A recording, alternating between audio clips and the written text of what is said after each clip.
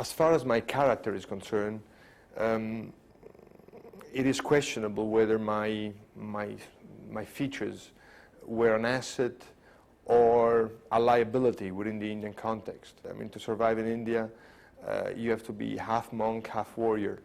I was certainly more inclined towards the warrior part, and upon leaving Switzerland, Mr. Bonnard also told me, you will have to work on your monk part. I soon realized that if I wanted to have it my way, rugby player style, Harvard MBA, task-oriented, I wasn't going to go very far.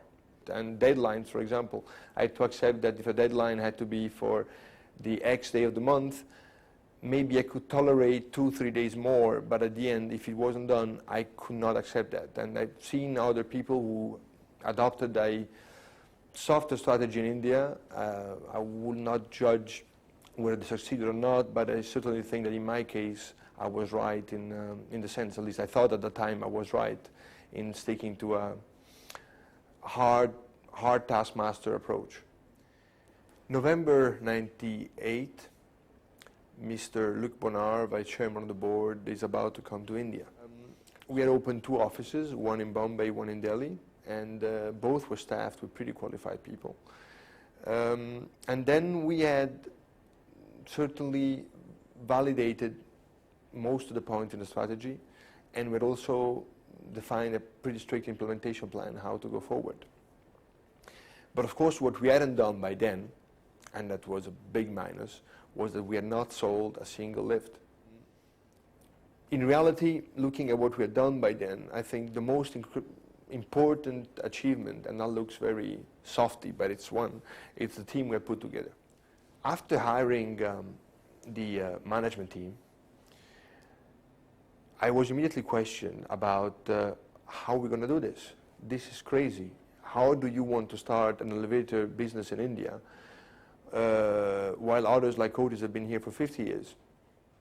Even after we started, they still felt that deep down it was very difficult to make like this, and maybe they thought maybe we'll manage to convince this crazy guy from Europe as we go by that we'll have to do something a little bit less unusual, a bit more standard, like selling custom-made lifts, and it's not going to be possible to sell only standard elevators.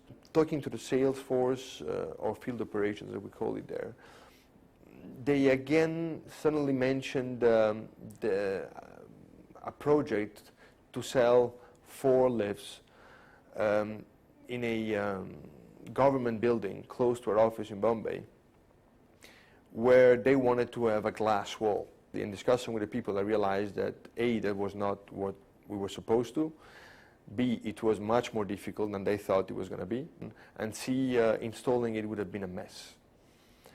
So then I immediately started questioning, and again then when the management team was faced with that question from me, they said, oh, but don't worry, this will not take much. And of course I worried about that a lot.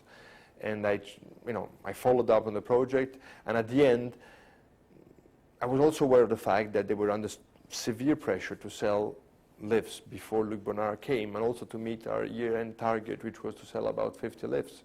And it was a challenging one, a very tough one. So on one hand, I didn't want to discourage them. On the other one, I wanted to make sure that we didn't do mistakes.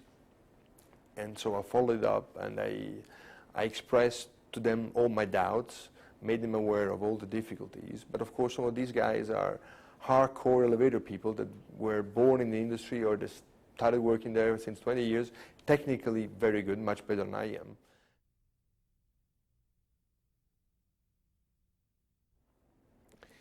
After selling our first units, there were 4 units, after the excitement of the sales contracts had passed, we realized that then we had, as expected, frankly, to deal with the rest of the business, which is then the most difficult part. Having done our costing, I knew exactly what's going to come out, and looking at the facts, the spreadsheet coming back to me, I realized there was a huge difference. So then immediately my colleagues also realized the difference, and of course they look at me saying, what is this? And then I call my colleagues in Europe, And they say, I'm sorry, I think you made a mistake in the costing sheet. And they say, no, there is no mistake. I said, what do you mean there is no mistake? No. Your costing sheet was right, but it was 3 months ago when you left. By now, the costs have gone up. The problem of the increased transfer price was to be compounded with the import duties. They decided to increase import duties for some specific non-core goods, and guess what? Elevators was part of it. So suddenly we had import duties that had become 55%, and we had transfer costs that were up 30%. So the situation was really difficult. That was the ultimate motivation to rush into this outsourcing project. So we looked at our deadlines that we had initially put in the business plan, and we decided we had to be even faster implementing it. We soon realized that the European counterparts were not really excited at the idea of having their components, the one that we're providing them bread and butter, produced in India. So we're talking here of 4 plants distributed along 3 countries. Electronics in Switzerland, gears and motors Spain, cars in France, and another plant in France was doing the doors.